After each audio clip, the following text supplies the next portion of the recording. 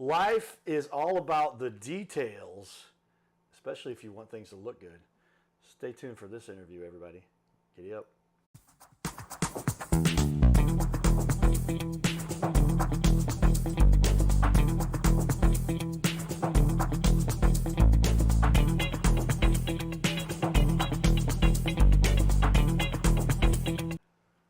Welcome, everyone, to Your Little Castle Show. I get to meet all kinds of fun people from all over the country, the Midwest. We've had people come in from both coasts, one wirelessly or remotely, two flew here from Florida, to be on our little show because we got a connection. And we say, hey, we like what you guys are doing. The connection I got here is a friend of mine, and I think she's hired you a few times to detail her Audi, I would assume. Yeah, the blue one. The blue Audi. We're not going to name names now because we don't give away anybody specific, but a friend of mine, she's got a beautiful blue convertible Audi. How many times have you detailed that car? Oh man, I used to go to that house every week or two and just clean it up. First time I ever did it, it was like remove some scratches and get it looking great, and then she's like, yeah, just keep it that way. It's like, yeah, sure thing. Well, we all like things to look the part. I mean, how often do you spend money on something? You're like, why would I spend money to have something that doesn't look good? So at least maintain things properly. It helps with the overall longevity of that particular keeps the value house, of it. car, deck, all those things, everybody. Get these things taken care of. In studio here, Trenton Elkin, E-L-K-I-N, right? Let me make sure I've put that up on the screen for everybody to see. I'll say it right. That's his business. Here's his title. He's the owner-operator, Ideal Details. Is it IDDetailsSTL.com? No, just .com. All right. But I noticed on the website, there it is, Ideal Details. And you put that STL on there. Okay. So we might have to make an edit. We don't have to. Got that without the STL. Now, I do appreciate that. I think that's actually a good marketing strategy. I get into marketing for hours, everybody. But as soon as you put STL on there, you are going to pinpoint yourself towards that STL. But if you ever want to go outside of STL, and it also then gives it that extra little thing that somebody has to put in. If they don't have to, just let it go the way it is. IdealDetails.com. Smart marketing decision. I don't know who was consulting you there, but did a great job. That name came up. I knew I needed a name, and it's like, Ideal Details, sure, that works. And I really didn't just question it too much. Well, good decision. We again like to highlight those leaders in our community. Tell me how long you've been doing this now for 12 years, is that right? Tell me about your background. Where'd you get started? Well, so my dad had a buddy, detailed cars, and that was like one of my first jobs. Got hired onto there, and they taught me how to detail cars with Ferraris and Lamborghinis and just high-end cars. So I got the benefit of learning all the processes, how to do it the right way. Before, I've worked at a couple different shops. I've worked for dealerships. You get to see, people doing it the right way, and then people doing it just taking shortcuts and stuff like that.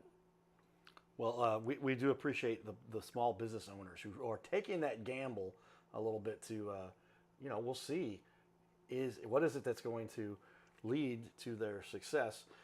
Starting a company from scratch, what compelled you to start your own company then? When you said, hey, I can do this myself. I don't want to work for somebody else. I'd rather be in charge of my own destiny, if you will. Yeah, I mean, I was working full-time for someone else. I got to see the numbers, and it just looked like I could charge people less money and still do better myself than what I was. And, I had gotten a 25-cent raise after, just busting my tail for however long. And, to me, that was a slap in the face. I was, just done. I was, done. Started working for another company, but in the back of my mind, I was, saving all my money. I'm just, going to buy my own equipment. I'm going to buy my own stuff, just do it myself. And it worked. I mean, I was charging less than they were and making more money every day, than I was prior. Well, that's the entrepreneurial spirit, if you will, everybody. We like to talk to people who, why did you decide to do this and what led you here? And you just decided you could do this yourself better. Is that what you would say? So ultimately, the summary is you could do better and have more control. Yeah. I mean, I guess I didn't know everything that would be involved, so I wasn't, very familiar with, how much work it was to do everything. So I guess my ignorance kind of just let me jump at it. Well, back to then again. If you're going to take the opportunity to work for yourself, what do you think has been the biggest challenge for you as starting a new company? You've obviously you're paying the bills. What's been the biggest hurdle you've overcome? Man, overcome. I mean, I'd say I'm still in the process of overcoming that, but getting enough work. It's been up and down, good times, bad times. Yeah, I mean, ultimately when you have your own company, you're the one who has to bring in the business, right? Oh yeah. And that's why I wanted to give you a little spotlight, because you were referred by a friend of mine, and I've seen the work you've done. You've got a nice little. This is Trenton's done a great job. This guy's done a good job because he does have his Facebook. We're going to show that here in a minute. He does have his Instagram. We're going to show that as well. And he's also got a YouTube channel.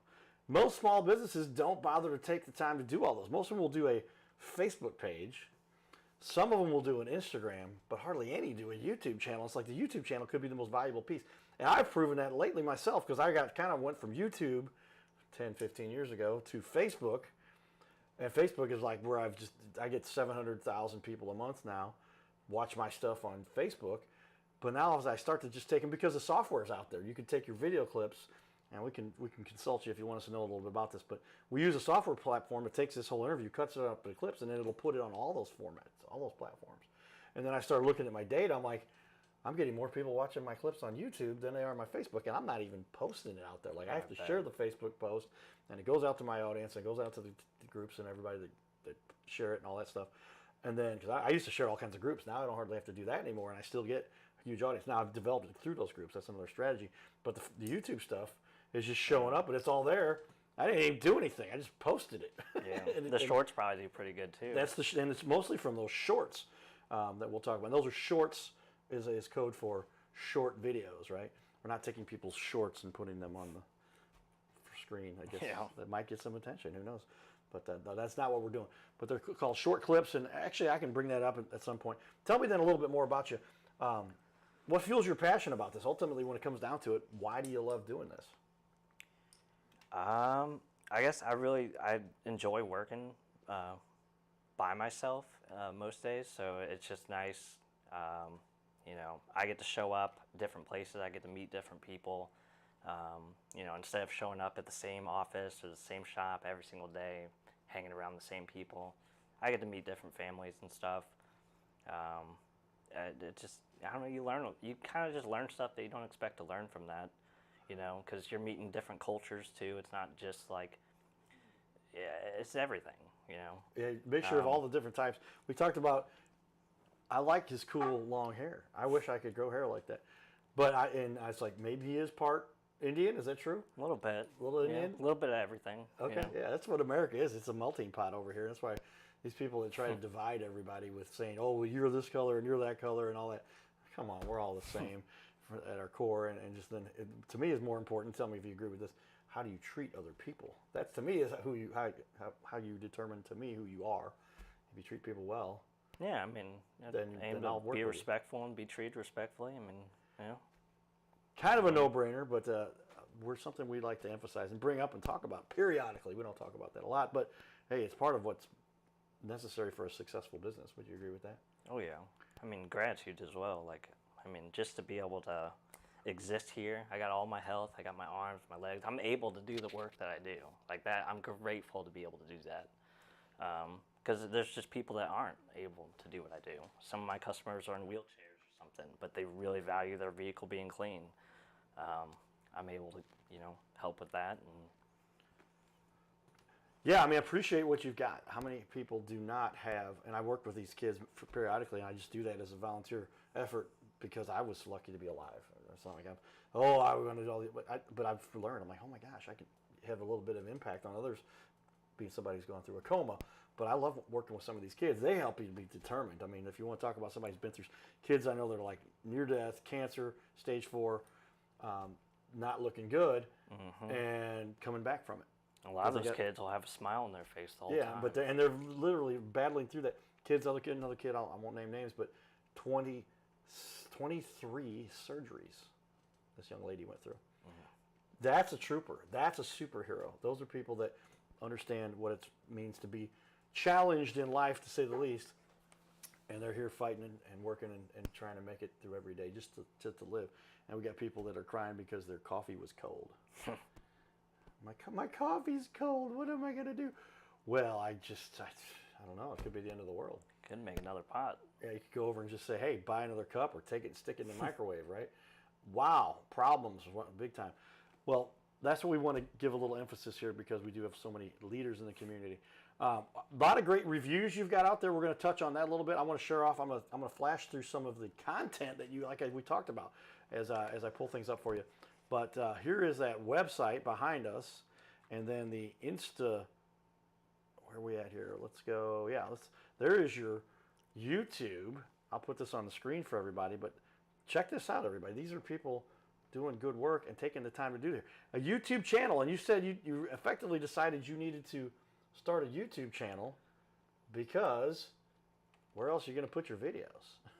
Right? Yeah. Is that kind of where this came from? And you said, yeah, hey, man, I got to put these somewhere. Why would I keep them on my jump drive and maybe play them from my phone? Put them out there for everybody to see. You can store them essentially the same. Is that kind of what you've done here? Yeah, I mean, I haven't got like any of the tutorials or how-tos. I did have an idea of kind of making stuff like that, so when customers had a question, I could send them here and just kind of answer a question with one video that could answer multiple questions. You know, different customers ask the same question, send them the same video. What I have on here is mostly just like showing off the work, or before and afters.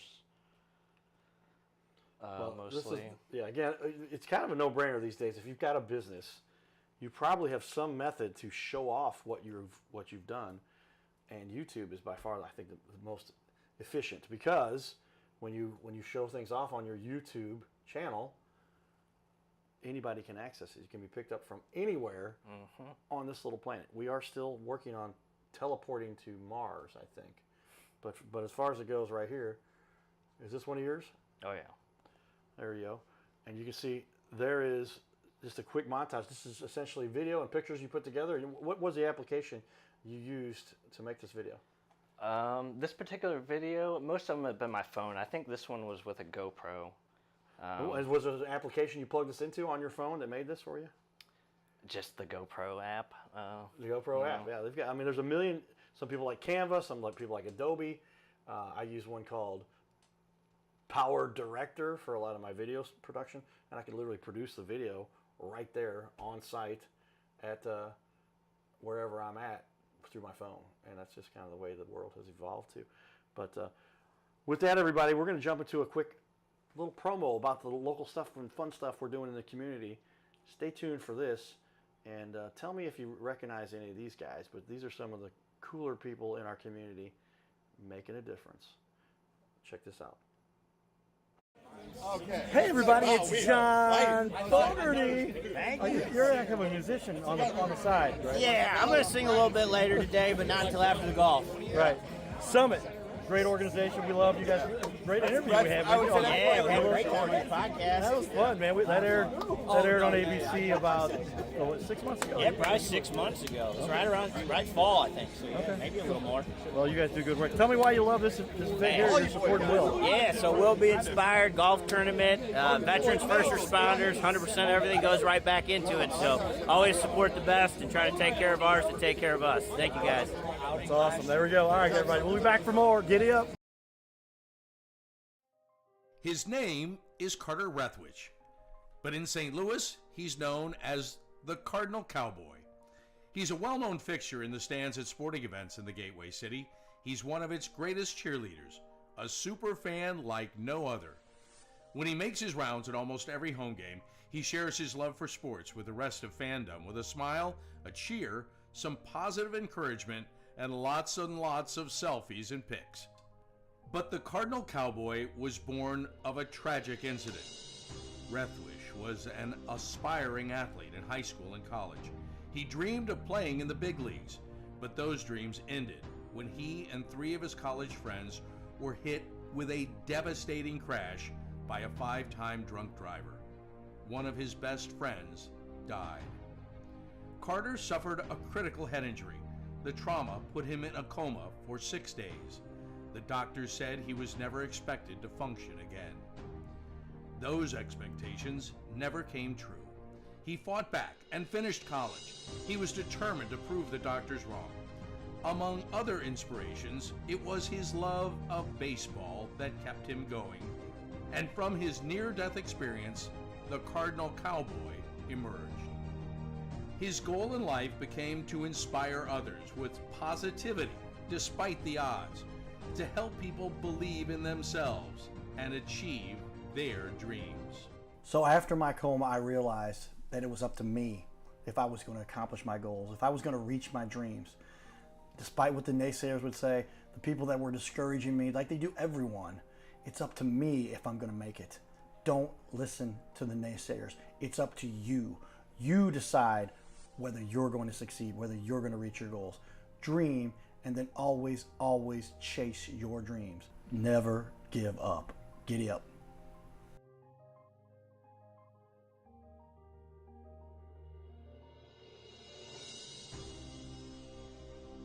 Hey everybody, Cardinal Cowboy here. I want to invite all of you to be part of my new team. No, you don't have to put on a baseball uniform and be a super fan.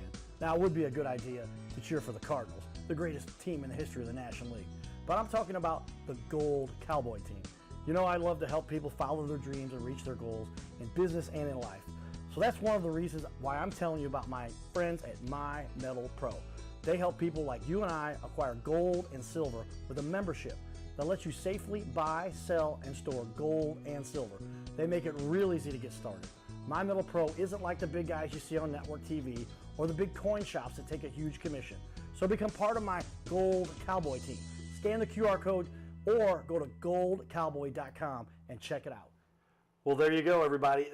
Lots of fun stuff we get to do in the community. Thanks to our sponsors. If you know anybody who would like to be a sponsor, let us know. We carefully select the sponsors we think that align with our message here. And there's a lot of great businesses out there. We don't actively pursue it, but we've had a lot of people come to us. It was kind of neat. And we decided to include those sponsors for us because, hey, they're doing good work. So My Metal Pro, #1 distributor of gold in the world. Go to goldcowboy.com. You can check out that new exciting little video we put together that allows you to learn a little bit about everything that we're doing in the community. There's a lot of videos out there on that page. Check those out, everybody. A lot of good information for you. With that, let's jump back in here. We had a little off-camera discussion. We were chatting about what it is that really, what's the true value? There's a hardware store called True Value, I think, right? But what is the true value that you bring to by having this kind of process done for your car? And help me understand. Now, I've got a nice car. It's got a nice finish. What am I putting at risk by not getting it treated, taken care of, waxed? What are some of the things you are putting at risk? Well, so the waxing and even ceramic coatings, which is just like a kind of a level above it, main job is protection. So it'll stop contaminants from bonding with the paint, which is stuff that you'd have to spend time cleaning, either with chemicals or clay bar, which is like physical. Before any, I guess my goal for any car is to get all the contaminants off of it so that when I show up, if they want maintenance service, like regular recurring, that's already been done and I can just wash the car, keep a layer of wax on it. It's easy to wash next time. And some people will be like, oh, ceramic coatings, your car can't get scratched. It's not true. You can scratch a coated car, but it makes it easier to wash, and that's what I tell people. It does, And I guess the point I'm trying to get at is, tell me, this adds to the value of the car, because if you don't have this kind of protection on there, you are going to get more scratches, and ultimately when you try to trade this thing in, sell it, whatever it might be, they're going to look at the mileage, #1, and then they're going to look at the condition of the car, and the condition of the car might outweigh the mileage, because you got a beat-up, ugly car that's got low miles. They're still like, say, I'm not driving that. I don't care how few miles it has. I won't make an appearance in that thing. Or even there might be 1 or 2 people that say, I don't care what it looks like, but not 95% of your population. Yeah. They want something that looks good. And if you this look helps at keep the longevity of the car. The cost of paint job, that's crazy. I mean, most cars aren't worth paying for a paint job, you know? What does a paint job go for these days? I can only imagine 2, 3, 4, 5,000, depending on what you're trying to get done. If you want a paint job that's similar quality to what's like comes original in a car, you're looking at 10 grand plus. What? Oh yeah. 10 grand to Yeah. get something that'll be comparable to the original paint job. Yeah, I guess the paint that they put on these things now. Good buddy of mine, he does auto body repair. Might be good. Brian Klauser, Real McCoy, they get into it, but they've got these lights that they put up there to give this web looking effect so you can see every scratch and imperfection. But literally, like, there's a heavy duty job going into that to put the new paint on a car. You're trying to keep people from spending that kind of money because they maintained it properly over time. And it could be, what's the average when you go to somebody's, you go on to their location, to their home or to their business to do the work? What's the average? Well, give us a range for the cost. So on a first time, it really depends. If it's regular maintenance, I see you every 2 weeks, it'd be like $100. For a first time job, I'm usually looking from, well, if it's, it depends. Outside only, inside, outside. How bad is the damage? Shampooing the carpets, polishing the paint, but anywhere from like 150 to 500. Okay. Really depends. Ceramic coatings, I'm aiming for like 600 plus, but a lot of those I need a spot with AC to do it. So either the customer either has that or they drop it off at a buddy of mine's place and I work there. There you go. Somebody who's taking the time to make the connections and understand the trade. I mean, there's so much that goes into any business when you're going to really become an expert. But I didn't realize how many years, 12 years you've been working on this now. Is that where you, over time, you can begin to really recognize, here's the issue. And I like how your strategy was earlier. We talked about it. Excuse me. You'll share some of your tips with anybody. Say, here's the things that need to be done. Oh, yeah. Here's how this can be done. It's easy if you know what you're doing. Yeah. And then many of them, I would say, probably go, you make it sound easy. I tried a little bit myself. You're the professional. It's worth $150, $100, $200 to get this done. And you're talking about the most times when that's that first one-time deep clean, if you will. You're taking a car that was pretty beat up, not properly maintained, doing everything interior, doing everything exterior, and making it virtually look almost like new by the time you're done. Yeah. I'll usually, the first time I'll check a vehicle out on bigger jobs, I will want to do that. That way I can kind of point out, be able to set expectations with customers. So if there's damage that I'm unable to fix, I can kind of like let them know that before I start. I don't want them to like hire me, expect me to be able to do something, and then I don't. Right. Well, somebody, again, with the experience you've got, it's pretty, I didn't realize the value you're bringing to somebody because ultimately these cars, the car is the second most valuable asset just about anybody owns. Yeah. But the depreciation can happen so rapidly, and I can assume that would most likely be due to the maintenance, right? And you're talking about car maintenance with regard to the engine, but aesthetically, these things have got to look good on the outside, or you're really risking somebody, when you drive it in for a trade-in, or even if you're doing a personal sale, how often do people call you before they're trying to sell it themselves and say, make this thing look as good as you can, because it'll take, that's a great idea, wouldn't it be to say, take this thing that right now, they're going to give me $2,000, according to the Kelley Blue Book, for a car with X amount of miles on it. And so you're going to come in there and say, all right, we're going to get this thing up. They pay you a couple $100, $300, $400, and now it may look like it's $3,000. Is that something you can help somebody? Oh yeah, people that flip cars love me. Oh yeah. That proves it right there. The car flippers call you because they get it for this price, get you to make it look like new, and then come back and say, oh yeah, I sold it for $4,000 more than what I paid for it, because they didn't do any mechanical maintenance potentially, but they will have a car. Tell me about that process. Yeah, I mean, they'll buy cars that are in good running shape, and I'll clean them up. They'll sell them. They have a good time. They love it. They don't have to sweat on it, and they get to spend their time making money while they're doing it. I mean, it's kind of like me. I get to work for my mechanic. So if I need work on my car, there's a lot of times I'm getting paid while my car is getting worked on. It's great. It's a good strategy. Have that thing in the shop, getting cleaned up.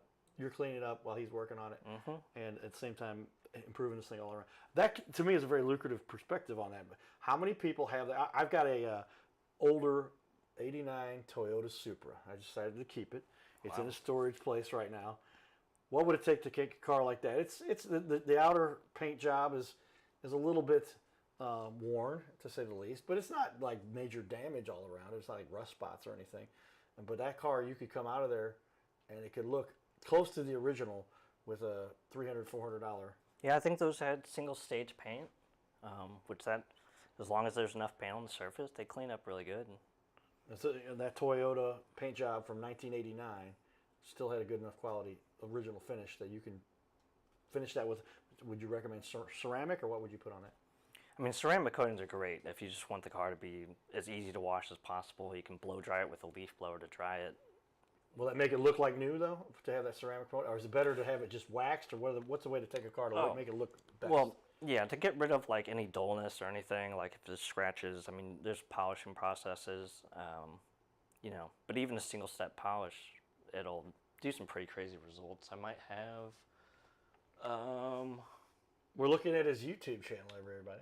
I was gonna say, like, that Jeep there, that was a two-step, where you'll see a lot of scratches on Let me that. pull that up for everybody here. Obviously, not all of that damage is fixable, but you'll see a lot of scratches on these doors and on the sides of this. And I either got rid of them or I hit them. So they're either just not visible. And so this is the before, am I right? Oh, yeah. And is there an after you have of this particular one, or does it come up at the end? It should, yeah. There's a little Let's just short keep video. playing for everybody, but yeah. As you said, you took 2 days to make this one back. There it is. Yeah, about 2 full days on the compounding, polishing, and then like another half day on the coating. Well, it seems to me that there's many people that could benefit from your service, because how many people have a car that they just haven't properly taken care of, and if they had done so, then they would have easily been able to get more value out of it, at least to look better when they showed up for that meeting, when they came to the event, when they had something that they had to represent themselves. And I want everybody to take a quick look here as we finish up. Look at this final product here, everybody. Now, you might not know this, but bugs can actually etch the clear coat on paint. So you leave the bugs on the front end of the car. If you don't clean those off, they will go all the way through that paint. Because of the wind pressure that's coming on through driving the car? Just like the acidic nature of it, and it heats up. I mean, same thing with a lot of stuff. Tree sap, you leave it long enough, it'll eat through the paint. There's lots of little stuff like that. Bird crap, another one. It ends up being permanent damage if it's not dealt with. There you go, everybody. Stay tuned for more. We appreciate Trenton taking some time to talk to us here, because there are many places you can get a car, and a lot of places you can get a car that looks good, but can you get a car that looks good that you own and have been using for years? We'll be back. Giddy up.